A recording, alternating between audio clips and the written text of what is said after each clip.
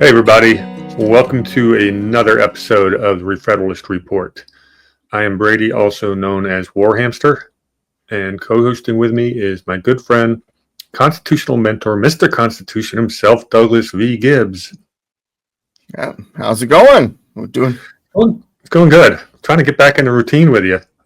Starting to see the change of the season. Are you saying that here? Outside, everywhere. I had to get my space heater out the other day in August, which is a little silly. Yeah, I actually there's been a couple nights now where we've thrown some wood on the wood burning stove. So, well, it's still flip-flop weather for a little longer for me, but not much. So today we are doing, I believe it's the 11th episode of our review of Madison's notes, and because this show is all about understanding what true federalism really means, we are going to be looking at those notes from a original intent standpoint, because this is where they're expressing the original intent and arguing out about what that intent was. And I talk about context all the time and how important it is to understand the background of what you're reading. One of my biggest frustrations with the Constitution when it comes to judges is they'll say, well, from a plain text reading, which doesn't work with me. And Madison's notes, for those of you who are trying to learn the Constitution, is the best way to really understand the content. I mean, there's also wonderful sources out there, the Ratification Convention notes, the Federalist Papers, letters between the founders, all of that's very good. But the very beginning, the springboard into really understanding the Constitution are these notes. So I'm glad you're with us. Yeah, and it's like I said, it's going to be a long journey, but it's worth it because you can really see, how they're baking the cake and which ingredients got put in and which got, more importantly, thrown out. So right. That's what a lot of this debate's going on. When we last left you, we were, let me just share my screen. We were here on June 9th, and they're debating everything from how to appoint the national executive for the president. They're getting into suffrage, how representation should be, one vote, one delegate per state, what have you. They're bouncing a bunch of these ideas out there.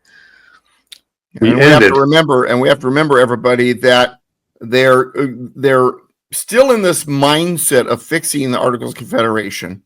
They still want to keep certain remnants of it, but at the same time, they know there needs to be differences. They've looked back in history. They're looked at other systems. They're looking at their own system, the advantages, the disadvantages. So they're trying to iron this out. And there's a few that don't want to venture too far from what they already have with the Articles of Confederation still. Very good.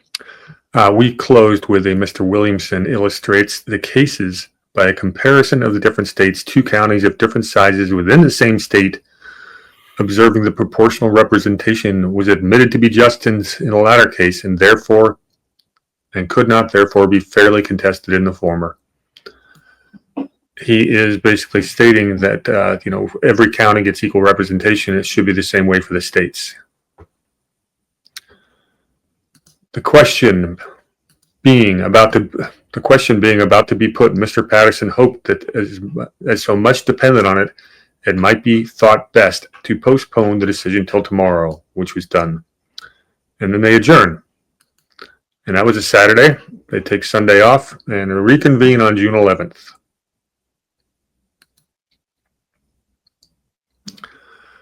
The clause concerning the rule of suffrage in the national legislature, postponed on Saturday, was resumed.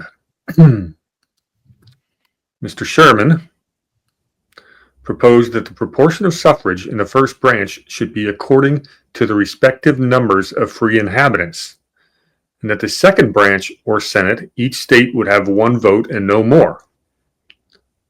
Now, that's close to where we end up being. He's closer than some of these other proposals are going to be. But one of the key things he says in there is it should be according to the respective numbers of free inhabitants. And this is a nod, in a sense, to the Magna Carta. If you go back to the Magna Carta, originally, when the barons came together to write this document, and it was really supposed to be about the barons, and they put it out there as such. Then they get to realize, and this is actually for all of the British inhabitants, or at least the freemen. And so in the Magna Carta, they changed the word from the barons to the freemen, meaning those who are not subjects, the peasants, the serfs, or slaves, or indentured servants. And so that's kind of the thinking here, is the free inhabitants. Now, there is going to be some discussion later, where I'm not going to get too deep into it, how this Constitution isn't just for the free inhabitants.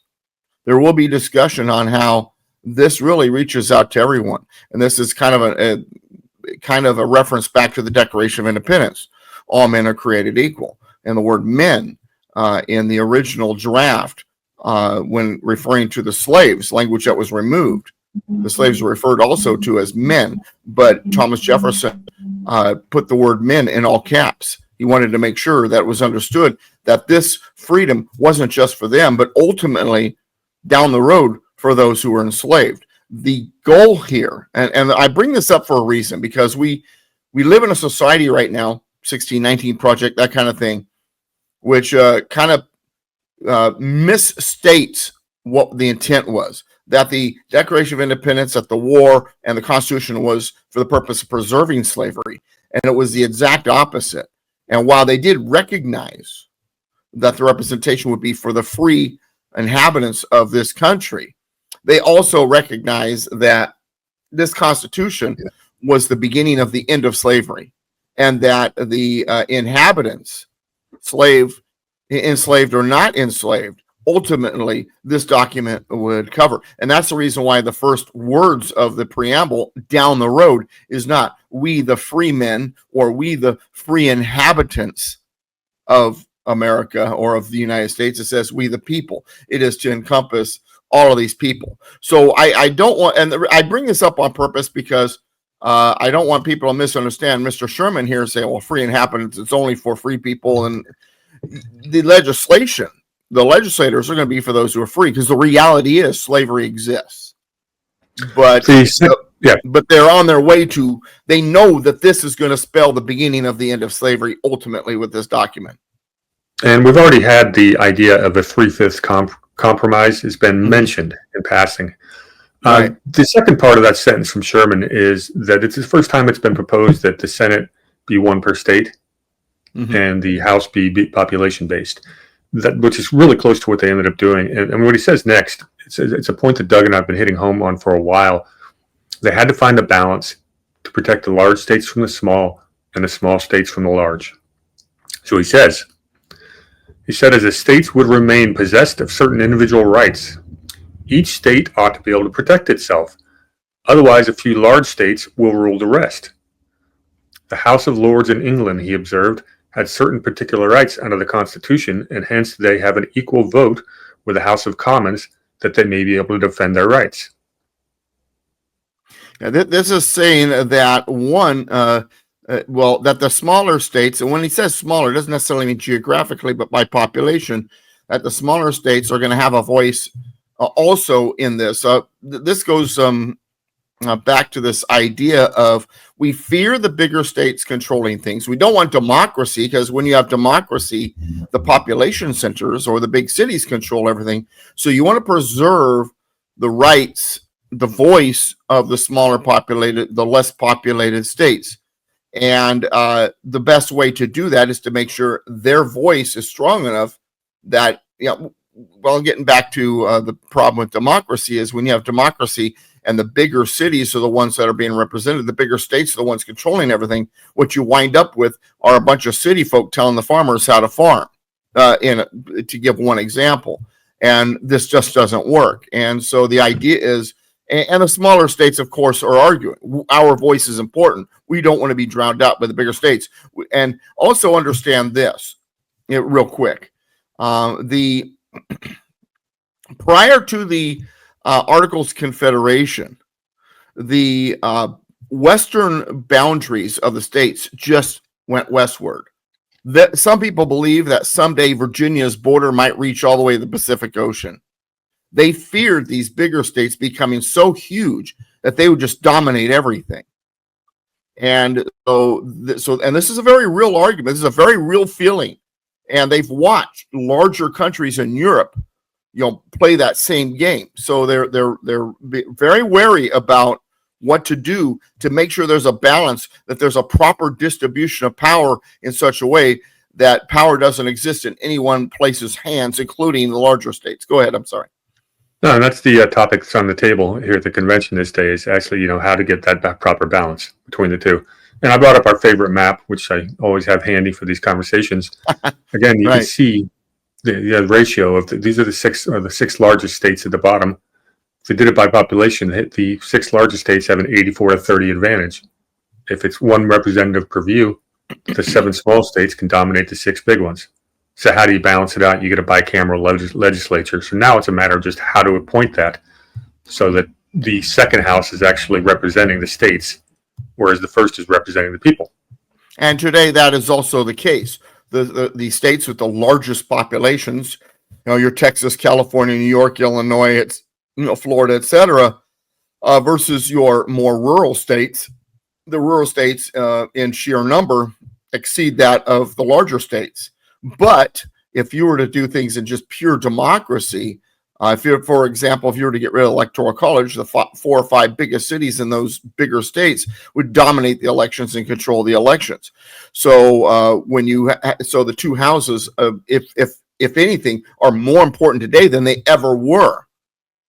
This is not something that we've outgrown or some archaic idea. It's more important than ever because you've got a situation where you've got the very large state and then you got the rural states. You got the North Dakota, the South Dakota, the Wyoming, and so on and so forth. And they need to have their voice too. And by it being even in the Senate, it gives them a fighting chance that their voice is heard. All right, let's jump back into the notes.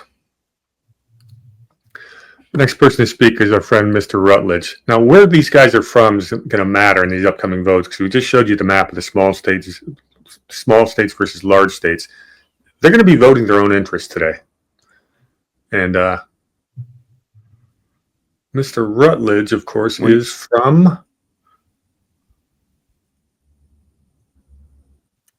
Why can't I find Mr. Rutledge today? Well, should be South Carolina. He is from South Carolina, thank you, because he's always talking with Butler, who's also. So he proposes the proportion of suffrage in the first branch should be according to quotas of contribution. How much money are you putting into the treasury coffers? Gives you more representation. He is proposing... And that is based on population. Well, not necessarily, because they're saying the wealthier states, they're going to get into this a bit. Okay. And they said, but right here it says Butler urged the same idea, adding that money was power and the states ought to have weight in the government in proportion to their wealth. These guys are both from South Carolina. South Carolina is not one of the most populated states, but it is one of the wealthier ones. They got very, very wealthy plantations. These guys are actually putting forth and proposing a form of aristocracy. Pay to play. Okay. Mr. King and Mr. Wilson, in order to bring the question to a point, moved that the right of suffrage in the first branch of the legislature ought to be according to the rules established in the Articles of Confederation. Ought not to be, which would have been 1 per state, but according to some equitable ratio of representation. He's putting the language in. The clause so far as it related to suffrage in the first branch was postponed in order to consider this motion. So we're not going to vote on this yet, but we're going to talk about it more. Mr. Dickinson is next, and Mr. Dickinson is from... Should have these memorized better. Shouldn't have to look It'd be Delaware. There he is. Thank you. Small state. Contended that the actual contributions of the states as the rule of their representations and suffrage in the first branch. By thus connecting the interest of the states with their duty, the latter would be sure to be performed. He's also arguing for tax contributions from the states. Mr. King from Massachusetts. Yeah, once remarks that it again, was uncertain. Mr. King's a tough one. Massachusetts at that time, he would later become a representative from New York later in his career as a politician. So I always want to say he's from New York, but I forget that at that time he was Massachusetts. Go ahead. Rufus King Yeah. remarked that it was uncertain what mode might be used in levying a national revenue. This is important. He's going to start tying revenue to representation. But that it was probable imposts would be one source of it. An impost is a flat tax, usually 5% they had back then, on all imports. Mm-hmm. If the actual contributions were to be the rule, the non-imposing states, as Connecticut and New Jersey, would be in a bad situation indeed. I mean, we're not port towns. We don't get to charge those. So we're not contributing as much. So we'll get less representation because we have a different type of economy. This contrast of different types of economy is one of the major breaking points that led to the Civil War. We had the agrarian economy in the South, and you had the industrial, soon to be industrialization and banking centers in the North. And also what you saw as we approached the war between the states is as the frontier expanded, you had these states that had definitely no ports. They were in the interior. And so their revenue was a very different type of revenue. Their trade had to go through federal means, and they felt that they were getting shortchanged. Yeah, and they're bringing up this exact point. These region, how are you going to favor different regions of one over the other? It might so happen that they would have no representation. This situation of particular states had always been one powerful argument in favor of the 5% impost. Yeah, so the imposts get charged by the federal government, not by the states. Therefore, right. The ones with ports don't have a disadvantage. All right, last week Doug said, well, Colonel Benjamin Franklin hasn't been speaking lately, but he's got something big coming up. Well, this is it right here. The question about to be put, Dr. Franklin said, he has thrown his ideas on the matter into a paper which Mr. Wilson will read to the committee. Now, remember, Franklin has indicated he sometimes has situations where he don't necessarily always remember. So he writes down what he wants to say often. And remember, he's 81 years old and can only last for so long. So if he writes something really long, he offers for somebody else to read it for him. And that's exactly what's going on here. We forget he's the eldest in the room, 81. But at the same time, as I like to joke, when he has something to say, people listen. He's well respected. Go ahead. His first paragraph is Franklin's typical fluff. It's just saying, coolness and temper, wherein harmony and union are extremely necessary to give weights to our counsels and render them effectual in promoting and securing the common good. That's his pep talk. Now he jumps into it. I mean, Franklin's got great flowery language, but I don't think we need to read every bit of his pep talks. I must own that I was originally of opinion it would be better if every member of Congress or our National Council were to consider himself rather as a representative of the whole than as an agent for the interests of a particular state, which is something I truly believe in which case the proportion of members for each state would be of less consequence. And it would not be very material whether they voted by states or individually. He's making an incredibly important point.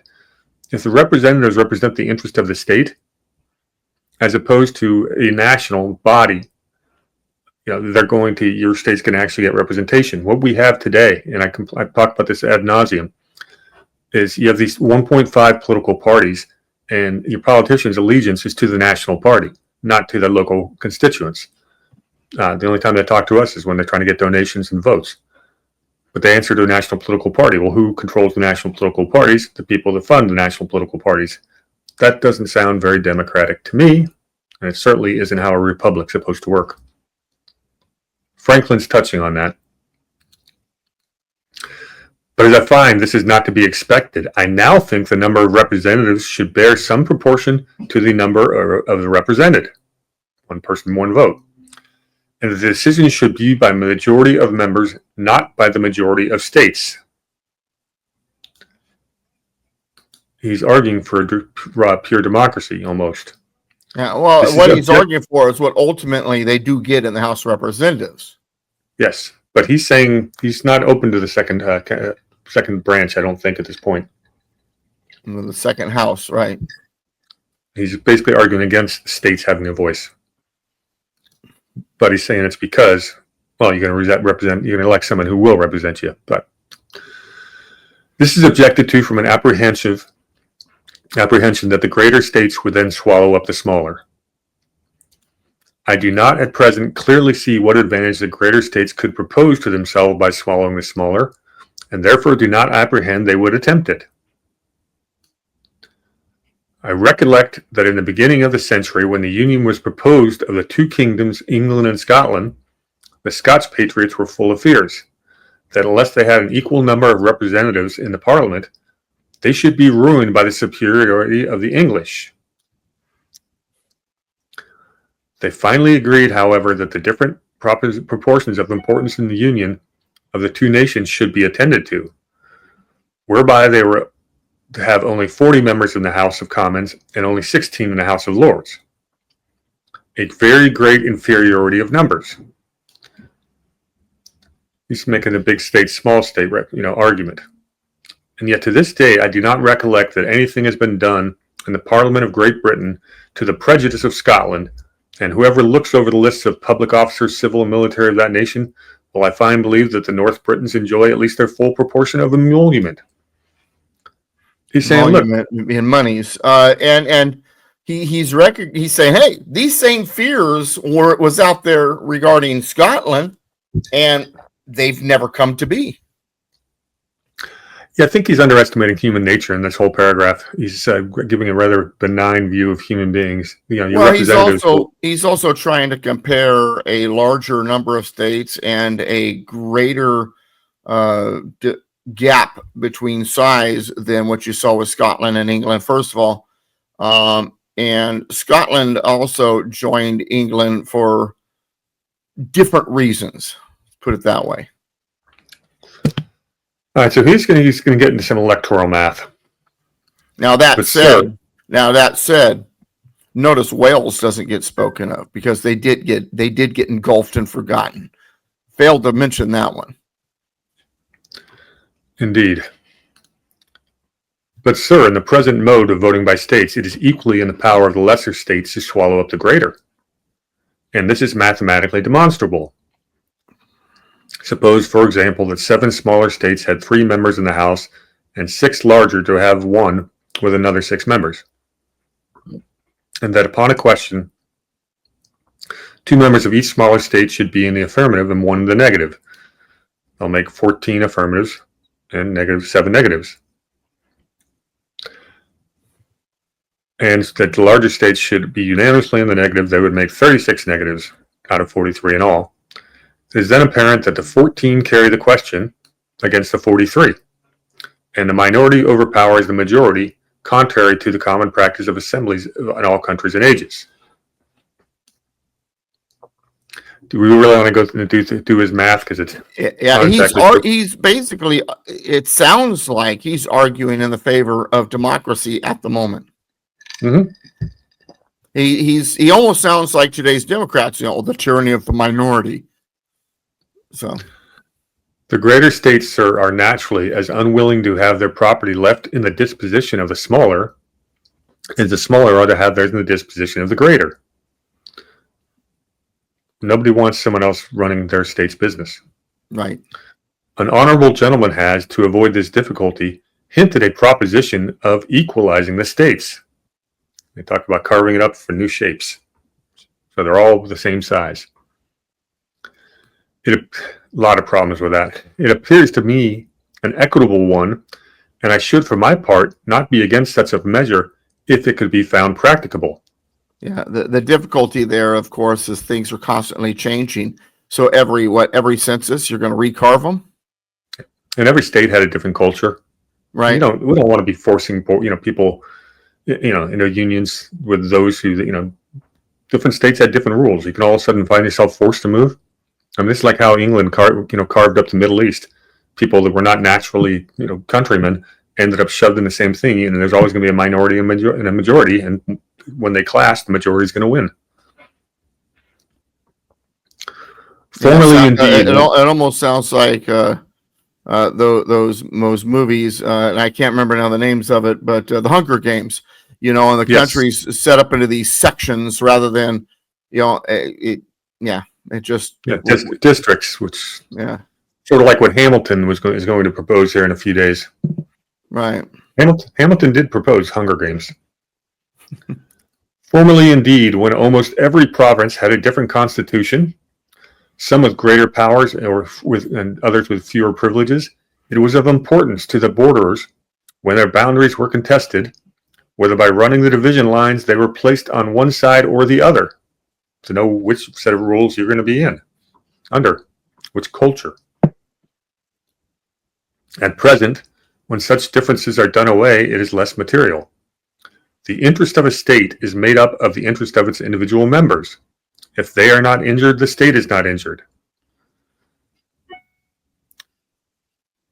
Do you agree with that statement? No, not necessarily, but keep going. Small states are more easily well and happily governed than the large ones. True. If, therefore, in such an equal division it should be found necessary to diminish Pennsylvania, I should not be averse to giving a part of it to New Jersey and another to Delaware.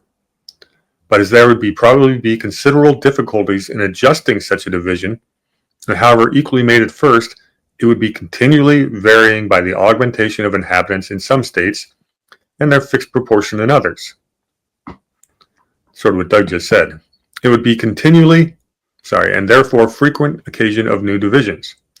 I beg leave to propose for the consideration of the committee another mode, which appears to be as equitable, more easily carried into practice, and more permanent in its nature. So, that's a long way of saying, I don't think we should be dividing up the states every 10 years.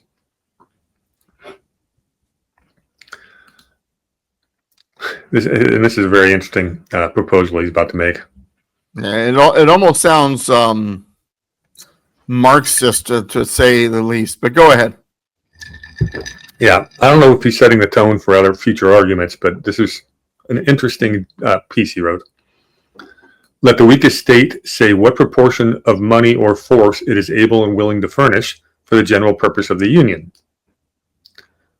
To each according to his needs and abilities, right? Mm-hmm. And you're relying on the states to not be greedy. Let all the others oblige themselves to furnish each an equal proportion. The whole of these joint supplies to be absolutely in the disposition of Congress. The Congress, in this case, to be composed of an equal number of delegates from each state. So that's back to an Articles of Confederation with the power of taxation. And it's decided on a very strange version of democracy. And their decisions to be the majority of individual members voting. Now, once again, this is important, and whether or not you like or don't like, and Franklin is a deep thinker, and he's not necessarily saying this is the way we ought to do it. What he's doing is he's kind of throwing, so to speak, he's throwing some darts at the wall and see what hits the target, and just throwing out some ideas here. Because you got to remember, they're trying to construct something that's never existed. They're drawing from things that has existed. They're looking at ideas and systems that have failed or succeeded, but what they're trying to create is something that allows state sovereignty, but yet also creates a central government and finds a balance, and they're not really sure how to do it yet. These are just ideas being thrown around. So whether you agree with what he's saying or not is not the point. And I even joked, and like I said, this last part kind of sounded a little bit Marxist. And it's not that he believes particularly in this or that. He's saying, hey, I've seen this. I kind of see this. I understand this. Maybe we should consider that. That's all he's doing here. Is he's just throwing some ideas out there. And a little bit of this is political deal making. You ask for more than you expect to get. Sure. And Absolutely. then you get to a compromise that gets you near where you're okay with. And that's very, very good politicking if that's the case. And that's something that the current president is masterful at. But anyway, I continue. was thinking the same thing. Art of the deal. All right. Franklin continues. If these joint and equal supplies should be on particular occasions not be sufficient, let Congress make requisitions on the richer and more powerful states for further aids. So if Congress doesn't have enough money, they can go to Pennsylvania and Virginia. To be voluntarily afforded, leaving to each state the right of considering the necessity and utility of the aid desired. He is giving these states a veto on congressional spending. And this actually, in a sense, does come to be, by the way. Yeah, the states' contributions would be ultimately based on their population. The population would be for apportionment in the House and how much they paid in their taxes, so to speak. But the states could deny giving the money, and so what that did ultimately is it would allow the state, should I say, to go over the budget and say, and in a sense, line item veto it. You're not getting your money if you do this, this, and this. This is state nullification, which is right. so important as a tool until it was taken. And we lost that veto, of all that stuff, not just 1860, but 1913, the states lost the ability. Right, with the 16th Amendment. Well, by the late 1800s, so what was happening is so many states were holding back their funds that it was creating animosity between the states and the federal government, and the federal government unable to pull in the funding it felt like it needed. Of course, the federal government is also starting to spend in a very unconstitutional manner, and the states had every right to say, whoa, hey, hold back your horses. And of course, also, you had a bunch of economists claiming that the way it was going on was creating too much volatility, and that the way to smooth it out was get a more centralized control over it, ultimately the Federal Reserve, but which of course was a great deception. That's a different discussion for another time. But here they're just, like I said, once again, they're just toying with this idea. They know that they want to make sure that funding comes in. They want the states to have a choice not to, but at the same time, they're hoping that the states would be honest enough to obligate themselves to do it. And how do you make sure that the states that can pay their fair share do, and things like that. So they're juggling these ideas. Yeah, the reason the states in the 1880s not wanting to pay and trying to nullify is because we were still under several decades of effectively single-party Republican Party rule. That Republican Party was dominated by Northeast industrialists, and they're the ones who put their politicians in D.C. Well, guess who gets funneled more of the money? The states where they get into federally funded internal improvements, the railroad, all that stuff. Other states that don't have the political connections are not getting the same benefit from government spending. That's why we shouldn't have government spending. It'll always be politically manipulated and biased. You've effectively given an incentive for dirty politicians to be elected on behalf of their corporate masters. Well, and that's the reason why originally, constitutionally, the states are really supposed to take care of their own internal affairs, not the federal government. Exactly.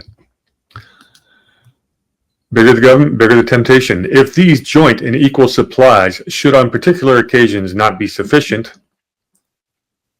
Oh, we already did that one, sorry. This mode is not new. It was formerly practiced with success by the British government with respect to Ireland and the colonies.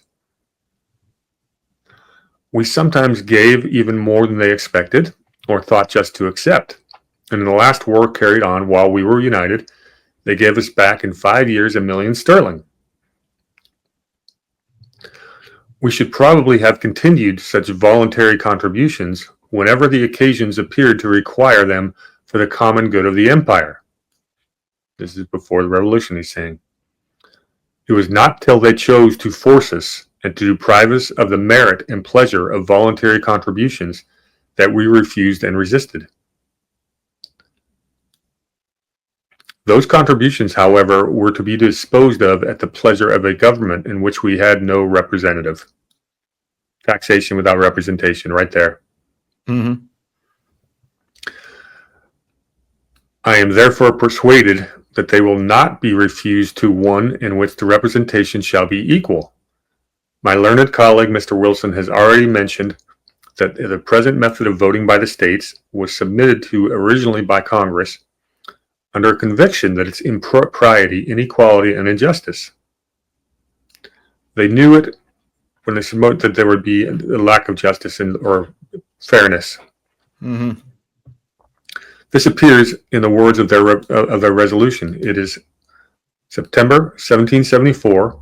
That would be the First Continental Congress, right? Yeah. Now this would be the Articles of Association. Resolved that in determining questions of this Congress, each colony or province shall have one vote. The Congress not being possessed of or at present able to procure materials for ascertaining the importance of each colony. This is from the Articles of Association, which is where the colonies for the first time in their history had banded together and agreed to unify in their resistance, and in this case to boycott all British products. The Articles of Association would be considered the first of four founding documents: the Articles of Association, the Declaration of Independence, the Articles of Confederation, and finally the Constitution. Excellent. So we go to the question. On the question for agreeing to Mr. King and Mr. Wilson's motion, it passed in the affirmative. And that motion was, just to rehash, that the right of suffrage in the first branch of the national legislature ought to be according to the rule established in the Articles of Confederation. I'm sorry, not according to the rule, but according to some equitable ratio of representation. So that's just his motion. The ayes win. If you were to count all the votes here, you're going to notice there's only 11 votes. Not present, of course, was Rhode Island. And for whatever reason, not here today is New Hampshire. So it's a reason for that. And you'll notice that New York is voting. Later on, New York's vote won't matter because two of the the delegates would walk out once John Lansing and oh shoot, now I'm blanking on the other one. Usually he's the one I remember. But anyway, they walked out because they realized they're writing a new constitution. They were there to fix the articles. Robert Yates. Yates, thank you. Robert Yates and John Lansing, thank you. And actually Hamilton would walk out with him and then come back. But then once he was the only representation of New York, the rest of the delegates basically said, hey, you can't vote for an entire state, one person. You got to have at least two. So you can debate, but your vote no longer matters. So you'll see New York not in the votes later on after about the sixth week. Very good. Okay, they're going to start going through a bunch of motions here pretty quick. It was then moved by Mr. Rutledge and seconded by Mr. Butler, both from South Carolina, to add to the words equitable ratio of representation at the end of the motion just agreed to. He wants to add the words according to the quotas of contribution, which is what they floated earlier. On motion of Mr. Wilson, seconded by Mr. Pinckney, this was postponed in order to add after the words equitable ratio of representation, add the following words: in proportion to the whole number of white and other free citizens and inhabitants of every age, sex, and condition, including those bound to servitude for a term of years, and 3/5 of all other persons not comprehended in the foregoing description. 3/5 clause once again making an appearance. Except Indians not paying taxes. Now let's stop right there for a second. What they're talking about is apportionment and taxation. And this last part, except Indians not paying taxes, is important because it also ties into something that's going on today. Who are Texas not paying taxes? I mean, Indians not paying taxes. Indians not paying taxes are those who, while they may have been born inside the United States and reside in the United States, their allegiance is to a foreign power, their tribe. And so therefore, if their allegiance is to a foreign power, they're not to be counted. There's another group today that is the same. They're in the United States. They may have even been born here, but their allegiance is to a foreign power. These would be the illegal aliens and their children. And so, like the Indians not taxed, there's a parallel there. Then they also should not be counted towards apportionment. Very good. It's I don't want to go there really entirely and birthright citizenship and natural born citizenship, but that's the loyalty that they really cared about. Well, exactly. There's a fear of those who are subject to foreign powers, and a large part of that is because of the Tories. They had their own countrymen during the war fighting against them, the Loyalists, and the Tories tended to have one parent that was still a British subject or had been born in Britain. That tended to be the rule when it came to who the Tories were. And so they took that to heart. They made that was a very important factor in the way these guys thought and what they were doing. And this same line of thinking would continue all the way into the construction of the citizenship clause of the 14th Amendment. Continues, this being the rule in the act of Congress agreed to by 11 states for apportioning quotas of the revenue of on the states and requiring a census only every 5 to 7 or 10 years. Now, ultimately, they chose 10 years. Basically, any year that ends with whatever such and such number, that's when the census would be. Yeah, but that's interesting. It's something in current news right now, whether Trump can get a census done for 2026. And if you read the Constitution, when it talks about census, it's got to be done at least every 10 years, but there's wiggle room in there to do it more often. And I think there's justification for, since we already know that they did it poorly in 2020, and we know we've had huge population shifts, and we know they've been counting illegals, it makes a lot of sense to get it done. Those are three pretty compelling reasons. Well, the errors that appeared in the last census and the last few censuses, but especially the last one, affected apportionment in such a way that it gave an unearned advantage to certain parties. Yeah, like that was worth 6 or 7 seats in Congress, and that's also 6 or 7 electoral votes. So that matters. Had they just counted properly, if you get rid of the illegals, and then of course you also get the gerrymandering stuff going on. And remember, there was the proposition that a question on the census, and this was during, I believe this was still during the Obama years. The question was whether or not was it Obama or what was it? The Biden, it was one or the other. But the question went before the Supreme Court or the courts. Whether or not the question whether or not someone is a citizen should be on the census. And the court said, no, that's unconstitutional. Put that question on there. And it's the exact opposite. We need to know who this is. In early census, you look at them, they not only ask if you're a citizen, but if you're even a slave and things like that. The determination on how the person is going to be counted for apportionment is important. Very good. All right. Gary is now going to speak. He says, I thought property was not the rule of representation. Why then should blacks who are property in the South be in the rule of representation more than the cattle and the horses of the North?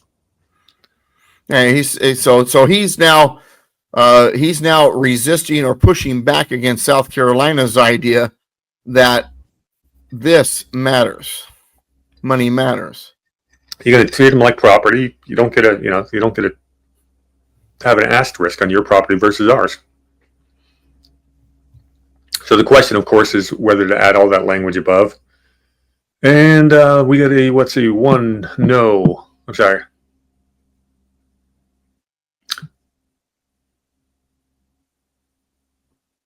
All right, this was most of them were in the affirmative. New Jersey and Delaware in the negative.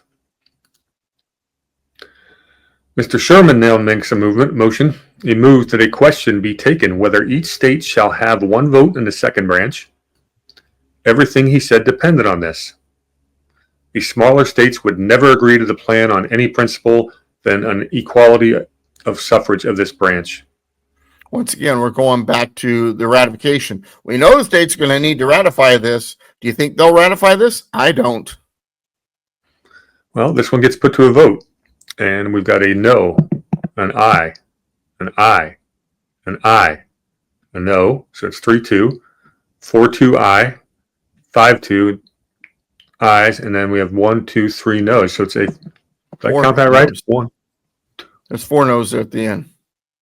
So 6 no's. 1, 2, 3, 4, 5 I's. So this one does not pass at this point in time. Mr. Wilson and Mr. Hamilton move that the right of suffrage in the second branch ought to be according to the same rule as the first branch. Hamilton wants a democracy. He understands how they can be manipulated.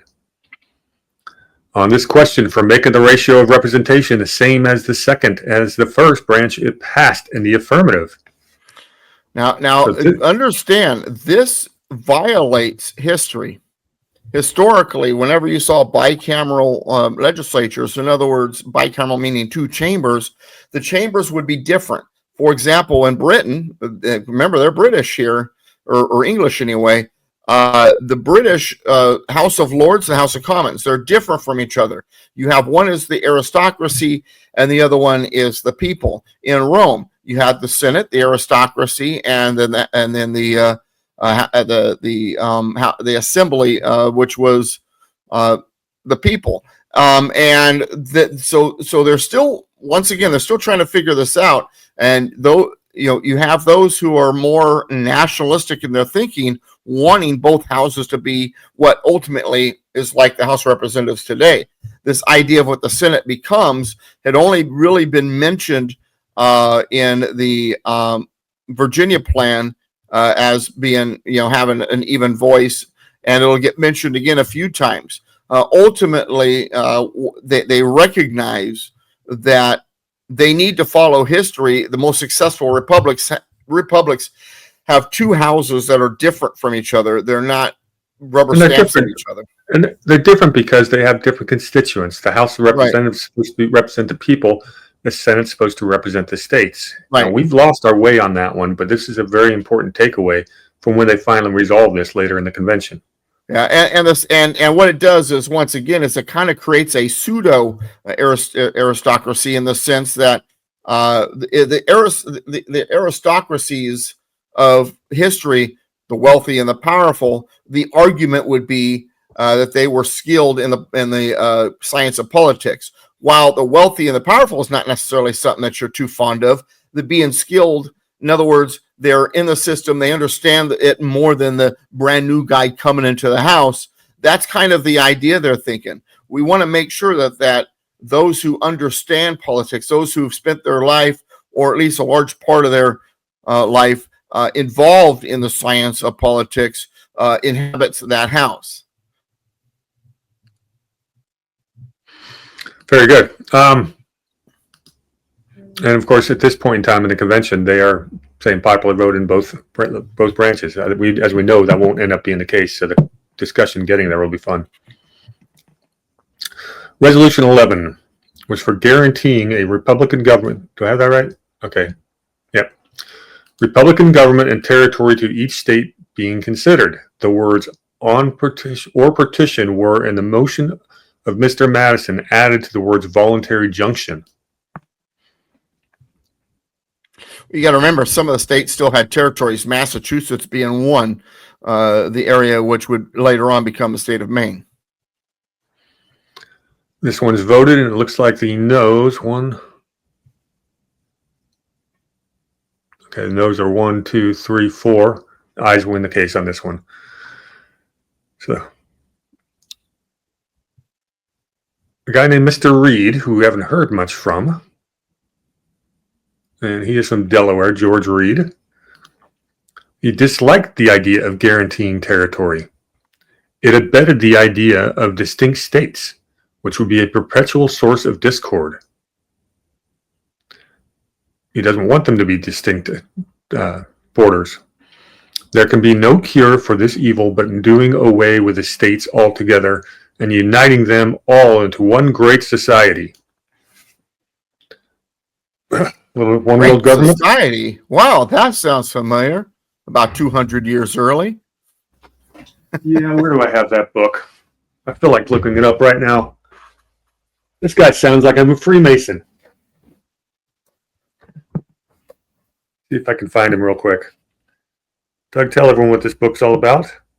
Well, the book that he pulled out, and I have a copy of it, and actually gave him that copy, and it was written by Freemasons to give us a historical research about which founding fathers were Freemasons and which were not. And it's interesting because when you go to things like Wikipedia, it'll say all kinds of things about certain people who are Freemasons, and we have been taught we're Freemasons, and we find out maybe not so much, and vice versa. Some of the people we never thought about who are very powerful Freemasons and very involved.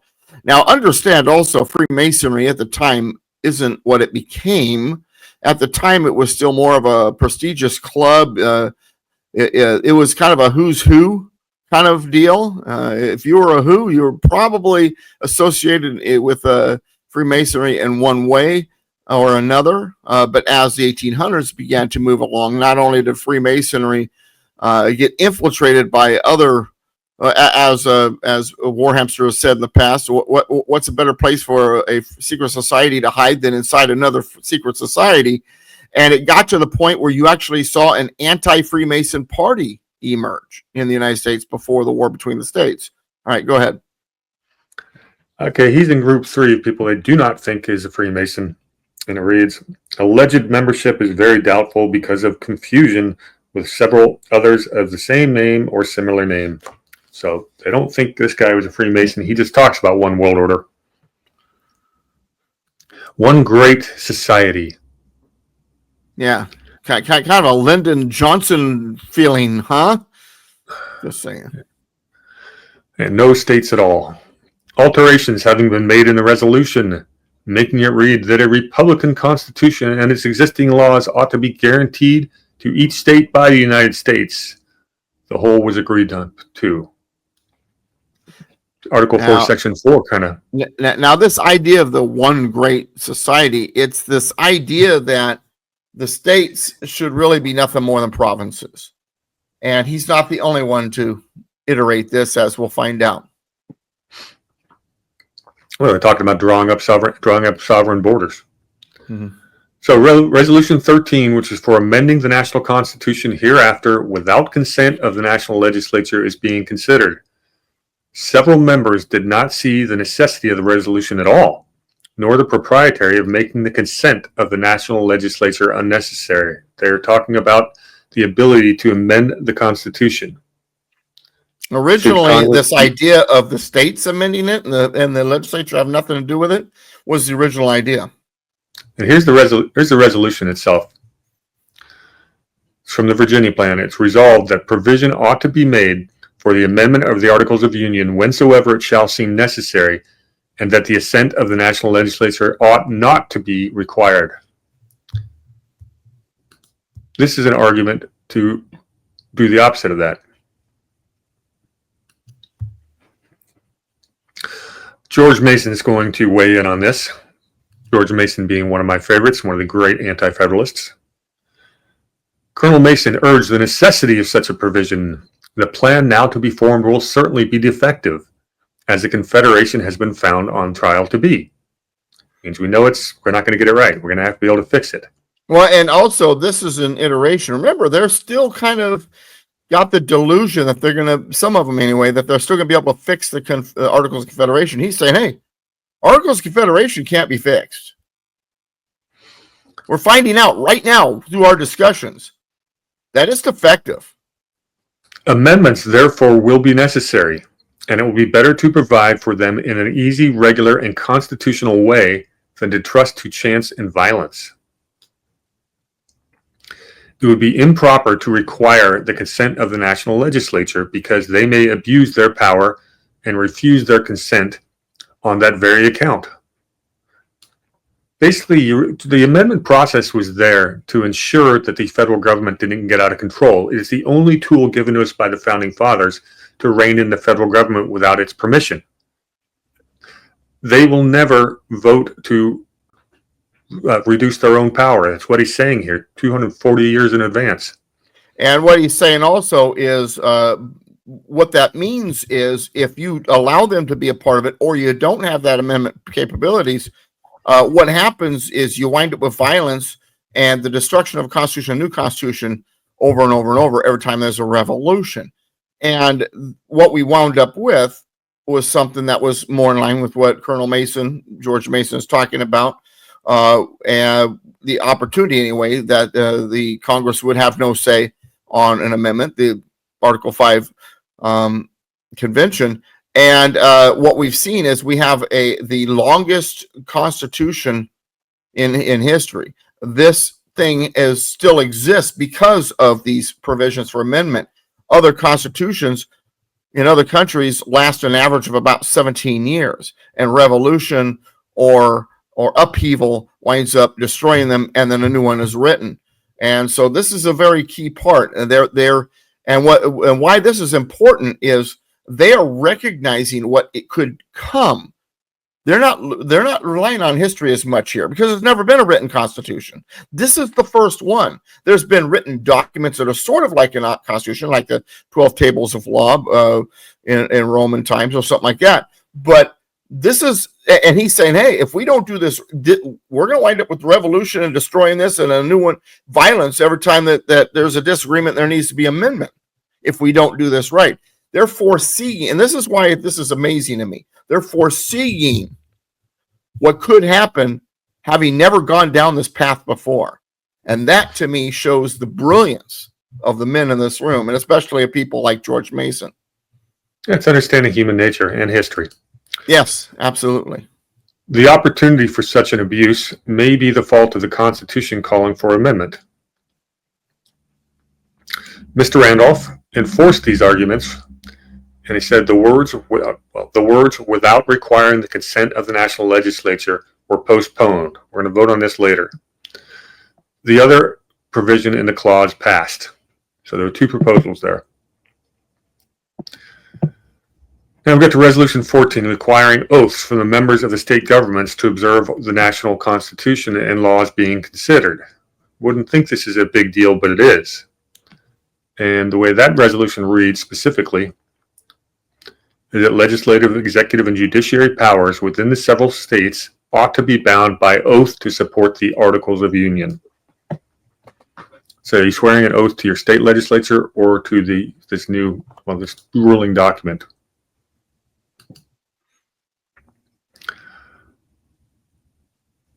Mr. Sherman opposed it as unnecessarily intruding into the state jurisdictions.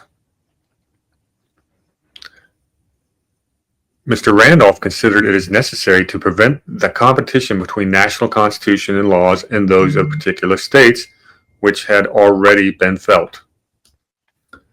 Big point here. They talked earlier about the federal negative on state laws. This is leaking into this conversation as well. That's why the enumeration doctrine is so important and probably should have been put in the Bill of Rights more strongly even than the 9th and 10th Amendment, which spelled it out almost perfectly. The officers of the states are already under oath to the states. To preserve a dual impartiality, they ought to be equally bound to the national government. The national authority needs every support we can give it. And they're coming out of a period under the Articles of Confederation where the federal government was too weak. Says the executive and judiciary of the states, notwithstanding their normal independence on the state legislatures, are in fact so dependent on them that unless they be brought under some tie to the national system, they will always lean too much to the state systems whenever a contest arises between the two. It's really just talking about the difference between states' rights and federal government rights. Mm-hmm. Well, and later on, they would recognize that the oath would need to be taken to the national constitution or the federal constitution, not because it supersedes the states or there's a competition there, but because the states also are included in that constitution in certain ways. And it needs to be understood and abided by at both levels of government. Yeah, and it's an ongoing issue of which will be between federal law and state law. And, who has authorities over what things. And that's something Doug and I talk about all the time when we're reviewing Supreme Court decisions. One of the first questions that we ask is, should the Supreme Court even be looking at this case in the first place? Is it any other damn business? Right. So, okay, Mr. Gary did not like the clause. He thought there was as much a reason for requiring an oath of fidelity to the states from national officers, not as vice versa. It's a good argument. Martin moved to strike out the words requiring such an oath from the state officers within the several states, observing that if the new oath should be contrary to that already taken by them, it would be improper. If coincident, the oaths already taken will be sufficient. Saying state officers to swear an oath to their state constitution, federal officers to the federal constitution. Fair enough? Mm-hmm. On this question, it looks like we've got a bunch of no's. Yep, the no's carry the day. And the last question they're going to consider is the question on whose resolution as proposed by Mr. Randolph, which was this one right here. We got an A, an I, a no, a no, a no, an I, a no, a no, an I, an I, an I, an I. I think the I's took it. Yes, they did. All right, and that's the end of the day, and the House adjourns. But pretty exciting day on the floor, wouldn't you say? Oh, absolutely. It's funny how the same issues that they're thinking of back then came out throughout American history. They keep regurgitating them over and over and over again. Same issues, and we're living through a bunch of them today. Yeah, well, and it gets back to one of my favorite quotes by Mark Twain. It says, history doesn't repeat itself, but it often does rhyme. Reminds me of one of my favorites. History doesn't repeat itself. Historians merely repeat each other. Yeah, that's pretty good. Yeah, I've been using that one a long time. Well, good episode. We'll try to make this more of a weekly thing going forward. Stay tuned. Yeah, well, the schedules, that do what they do. And coming up, a Constitution Day is coming up this month, September 17th. I'll be in Southern California for Constitution Week and Constitution Weekend. After that, I'll be in Lake Havasu. So I'll try to do some shows with you that week from the hotels. But other than that, my schedule's pretty wide open until the end of October. Very good. Doug, please tell everyone where they can find you. DouglasVGibbs.com. Now, I didn't get any articles on my site yesterday because they're working on moving it to a different provider. So for those of you who go daily and go, hey man, I tried. I've got like three articles ready to roll. But read the other stuff. Go if you're not a visitor, there's a lot there. Go to DouglasVGibbs.com. That's my name, DouglasVGibbs.com. The blog is called Political Pistachio, or you can just go to the link bar, hit the log button link, and I try to write as often as I can. It's getting to the point where it's practically every day. And of course, also, and here's where the real key is, if you enjoy hearing what I've got to say, well, I'm on a lot. I am on the radio, I am online, and so you just need to find me at KMET 1490 AM. KMET 1490 AM on Saturdays, 1 p.m. Pacific. I am on KPRZ and KCBQ and on all of the podcast platforms with Mr. Constitution Hour by Douglas V. Gibbs on Saturday nights at 8 or anytime on the podcast platforms. I am on a Patriots Soapbox Fridays 2 to 4 Pacific and Sundays 5 to 7 evening Pacific. And there's other shows, this place and many others that I'm also doing. And of course, Tuesday afternoons with Ron Partain at the Untold History. Just go to MrConstitution.com. That's MR-Constitution.com. Don't be sad when you go, well, it's just a Rumble page. Yes, it is. That's my friend's Rumble page. Find the ones that say, learn the Constitution. Those are the episodes with yours truly. And of course, if you want to help fund it all, because the radio especially takes funding. And I do have advertisers, but they don't always get it all covered. And the listeners, if you want to be a part of the movement, you want to help this movement, what I do, just DouglasVGibbs.com. Go to the bottom of the page. There's a donate button. Or feel free to just become a $9 a month patron by hitting the join link in the link bar. Doug, thanks again for being here. Enjoyed the show. We will see you very soon. In fact, I'll see you in a few hours. And everybody for watching. Until next time, cheers.